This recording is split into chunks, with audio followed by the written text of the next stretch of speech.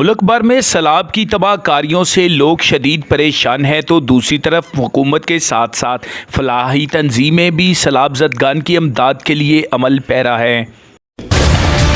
ज़दगान की खातर कैंप लाया है और सारी कौम माशाल्लाह बाहर निकली है और जेरे हुण देख रहे हैं उन्होंने सारे आगे भी अपील है कि अपना बढ़ चढ़ के जरा ना उन्होंने कैंप लगाया सैलाब ज़दगान की मदद के लिए। इलाके के ताजरों से और मुखय्यर हज़रात से ये अपील की जाती है कि आज अपना माल अल्लाह की राह में वक़फ़ करें। इंसानियत के नाते जो सैलाब में डूब रहे हैं उनकी मदद करें। मुल्क भर की तरह काना में भी सैलाब ज़दगान के लिए अमदादी कैंप लगाए गए हैं, जो कि मुखय्यर हज़रात को अमदाद की दावत देते नज़र आते हैं। तमाम मुसलमान भाइयों से अपील करते हैं कि सैलाब ज़दगान के लिए जितना भी हो सके बढ़ चढ़ के तावन करें। मुल्की अफाद पर पूरी कौम सैलाब ज़दगान की अमदाद के लिए मुख्तलिफ नवैयत के इक़दामात में मसरूफ़ अमल है।